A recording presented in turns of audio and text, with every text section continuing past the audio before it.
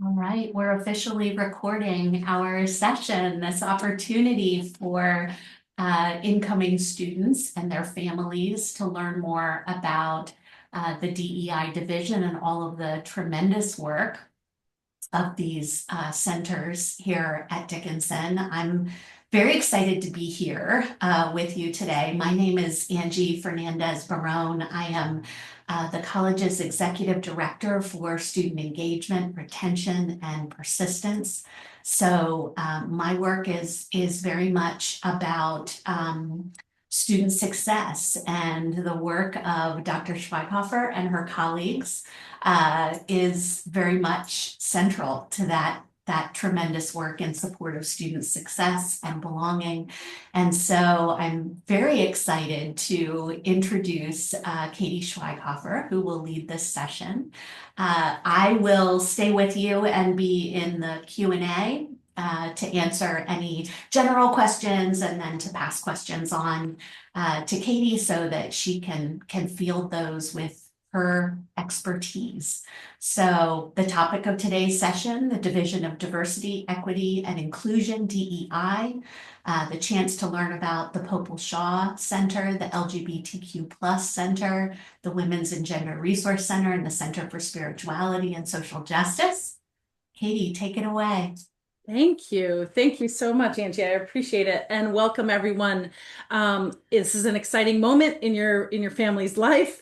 We're excited to have your students come and join us soon. My name is Katie Schweighofer.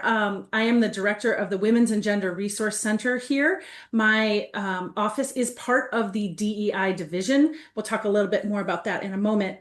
I first came to Dickinson in 2015, and I am both a member of the faculty and of the staff. I also teach in women's gender and sexuality studies, American studies, and I teach first-year seminars. So I've had a lot of experiences across campus in different divisions and different areas, and I'm happy to answer questions as I am able. I'm going to be representing 6 different offices today. And so I will do my best to answer very specific questions, but you'll see I'll also have contact information for my colleagues, which I think will be really valuable for you. I'll have that up on a slide at the end here. But let me go ahead and share that slide deck now. And move that into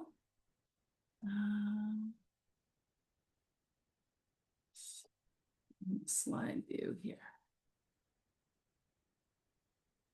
Oh. We see it, Katie. Okay. Is it there? Yes. Great.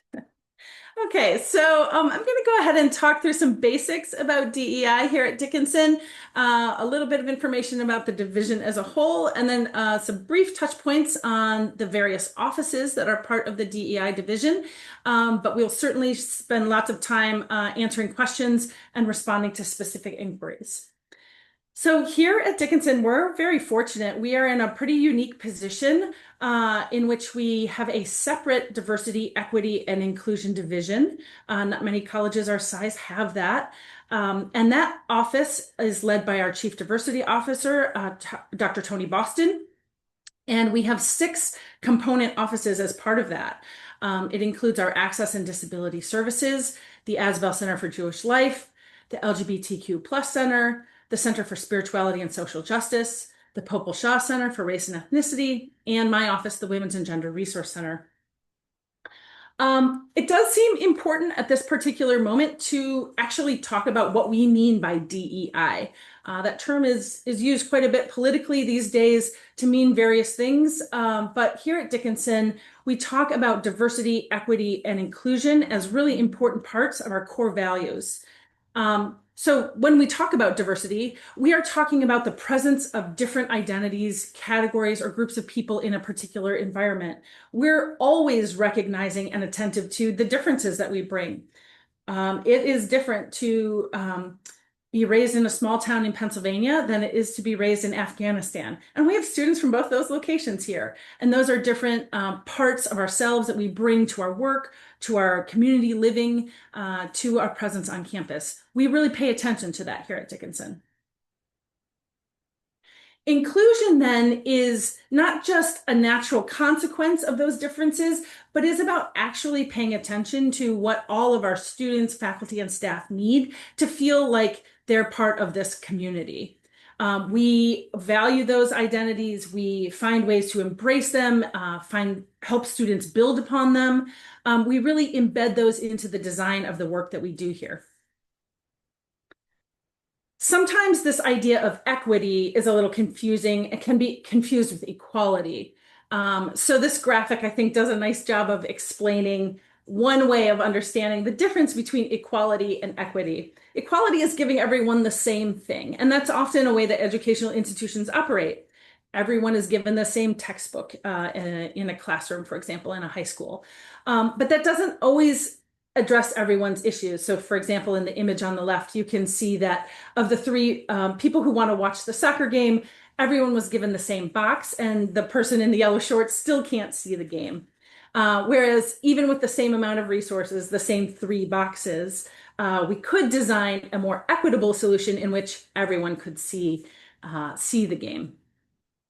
One of the things our Access and Disability Services likes to encourage is the thoughtful planning of course curricula and programming that doesn't actually require the intervention of the boxes, for example. So if that were a chain link fence, we wouldn't actually have that issue at all, right? When we think about access, we think about the different routes that someone could take to the same end.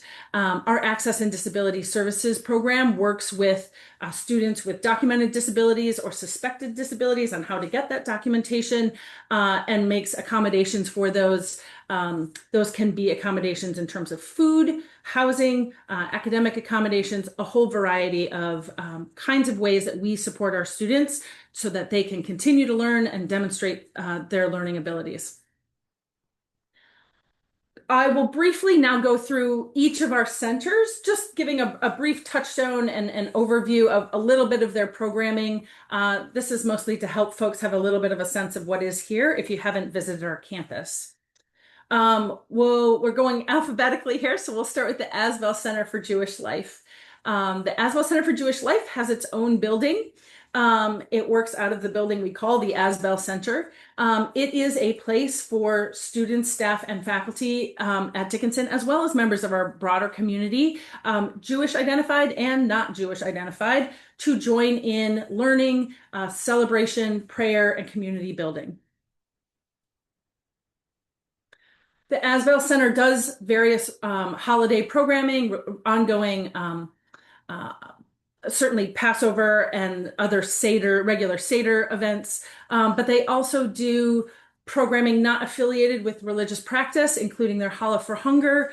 They do a cooking club and other kinds of, there's now a fraternity associated with the organization. So there are other ways for students who are not Jewish to participate in the community building that the Asbell Center is doing. The Center for Spirituality and Social Justice works to develop a campus climate that is inclusive of all people, regardless of religious identity. They run various programming on campus. There are, I believe, 11 groups that run out of the office.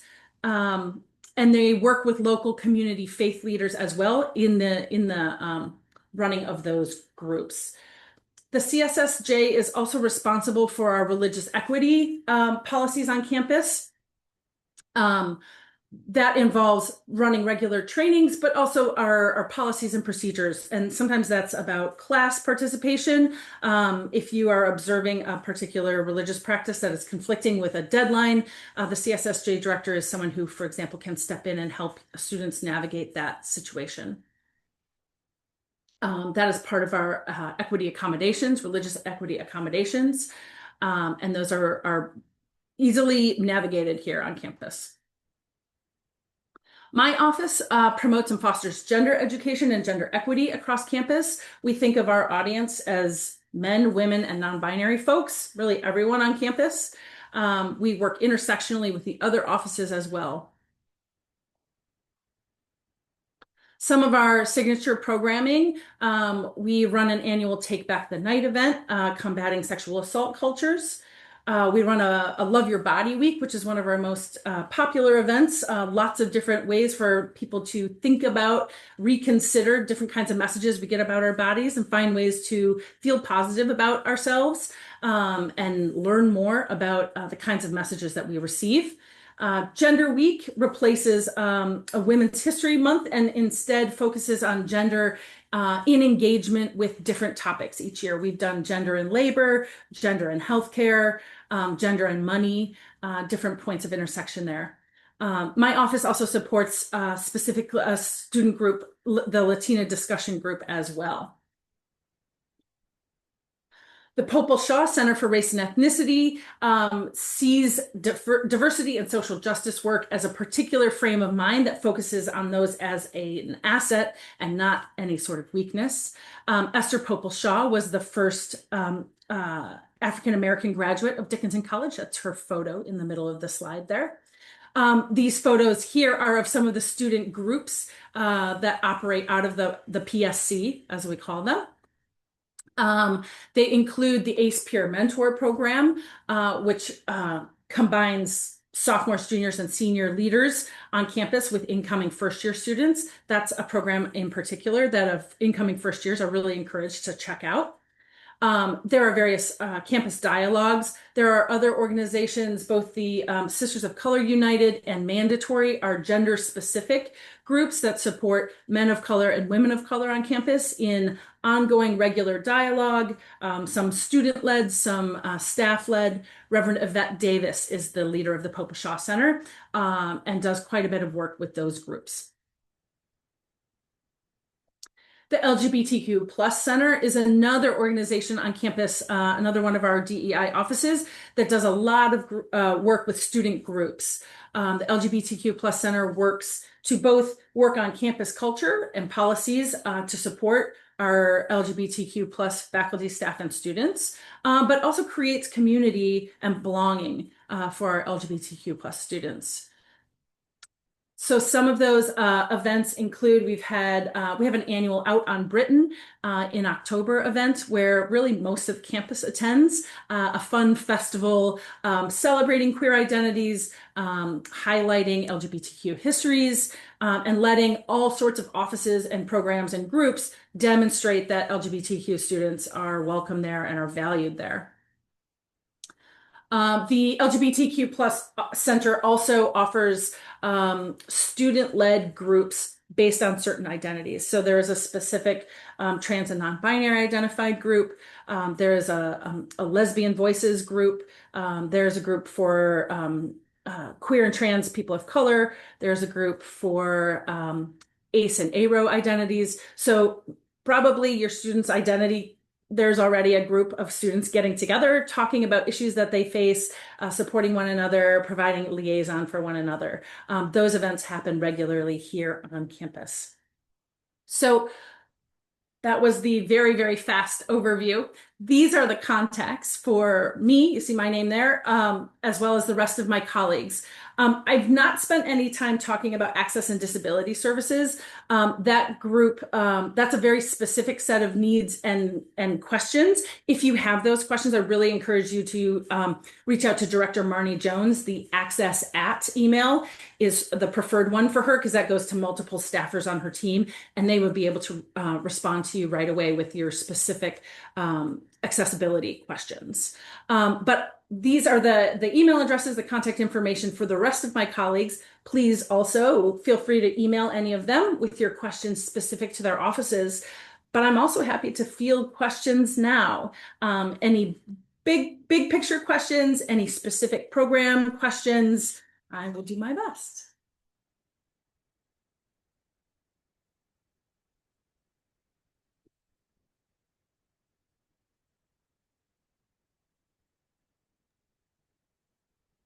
Maybe I don't see any questions in the Q&A. Okay. But really appreciate you sharing all of your colleagues' contact information so that folks can follow up. Anyone watching this recording later on knows which who the contact people are for each of the centers. That's wonderful. And I thank you, Katie, for your tremendous work, the tremendous work of you and all of your colleagues in the division. It's really so essential to our students' experience. Well, and I'll add that all of these folks, as well as students who work in each of our offices, will be available during move-in. During the move-in day, which is a busy one, there is a tabling event that happens on Morgan Field, one of the big open areas in front of a bunch of the dorms that first-year students live in. And so you will see that there will be tables with lots of different Dickinson offices represented. The DEI offices will all be there as well. That's a great time to come and ask us some questions, get some swag, but get to meet the people doing this work. We often make first contact with many of our students that way. Yeah. And then lots of events early in the year for students to start to get involved as well, right? Yes. Yeah. And I would encourage your students in particular to reach out to our Instagram accounts and to follow us on Instagram. That's often how our students get information about what's going on. And you're welcome to email for those links as well if you're interested in that. But searching our offices on Instagram, you'll find each office has an account. Events are posted there, opportunities, those sorts of things. Beautiful. All right, for everyone with us and later watching this video, we're so excited for your students to join the Dickinson community, and we're looking forward to working with you.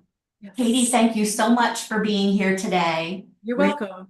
appreciate it. I look forward to meeting these new students. Yep, absolutely. All right, in a few weeks. Yes, right? Very soon. Here we are in July, and it's just a few weeks away. All right, wishing everyone the very best for the rest of the summer and looking forward to connecting in the fall. Great. Thanks, everyone. Thank you. Bye-bye.